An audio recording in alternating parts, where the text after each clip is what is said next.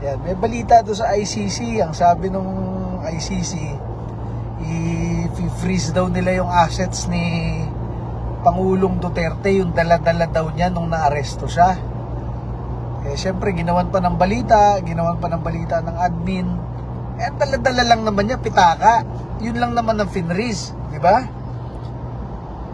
Eh yung sa mga mali-malita ng mga kongresistang ayaw banggitin na fini-freeze yung ayaw i-freeze yung karamihan, iba ayaw banggitin na na-freeze na.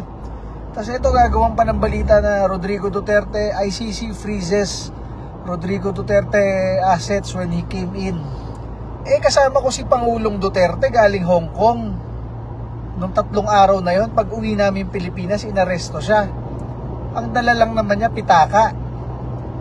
Tsaka siguro, kung ano bang gamit na nabibit-bit lang, yun lang ang kinuha sa kanya. Gagawin pa ng balita na ICC freezes kung anong dalang asset. Ano ba naman yan? Makalaman lang nun, less than 50,000. Di rin naman kasi nagkahawak ng kung ano nung pangbili si Pangulong Duterte, di ba? Ginawan pa ng balita.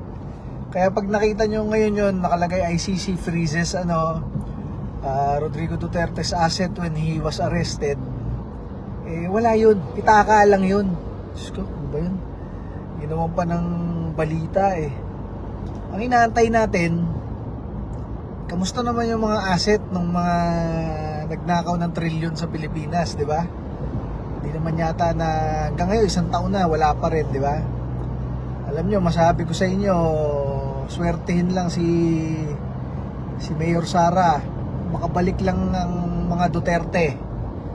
Eh, lahat ng nangulimbat na yan sa ating bansa, pati mga ninuno nila na nangulimbat rin at nakinabang sila kaya sila naging politiko ngayon, lahat yan hindi natin i-freeze lang, lahat yan isi-sequester natin pabalik sa taong bayan. Kung trilyon-trilyon yan, at yung mga negosyo, ari-arian, mga sasakyan, mga lupain, mga hasyenda nila na ninakaw nila ng mga magulang nilang politiko, ng mga ninuno nilang politiko, lahat yan isi-sequester natin pabalik sa mga Pilipino para mapakinabangan ng milyong-milyong mga Pilipino.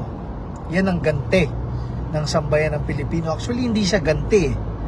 Yan ay hustisya para sa milyong-milyong Pilipino na ginawa na lang na pinahirapan ng mga trapo ng ilang dekada na. Si Pangulong Duterte lamang ang kaisa-isang Pangulo ng Pilipinas na mayroong political will, buwagin ang mga trapo, ang mga oligarkiya at iba't iba pa, mga kriminal at terorista sa ating bansa. Kita nyo yung NPA, dati 89 guerrilla fronts, marami.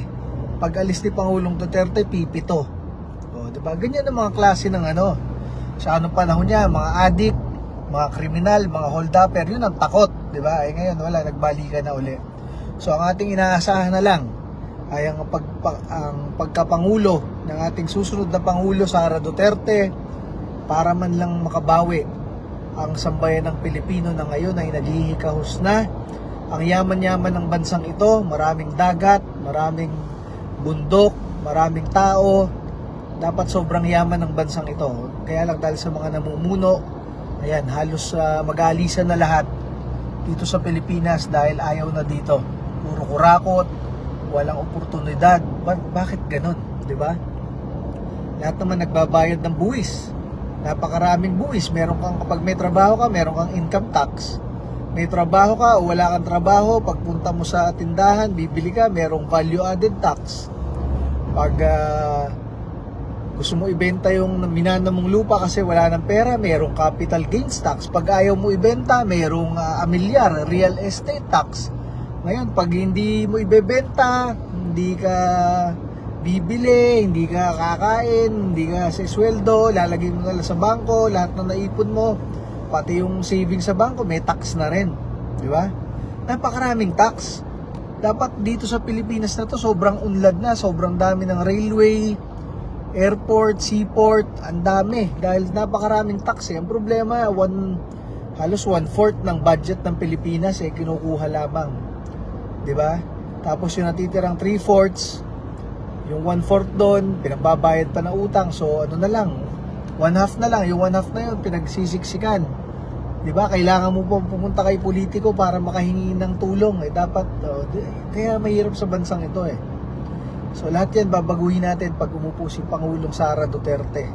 At lahat ng naipon na trilyon-trilyon, sama-sama na ng mga kurakot, ng kanilang mga magulang na kurakot dati at ng kanilang mga ninuno na kurakot dati. Lahat sila may mga hacienda na ngayon, malalawak na lupain at mga building. Hindi lang natin i-freeze. Ise-sequester natin lahat at ibabalik sa taong bayan.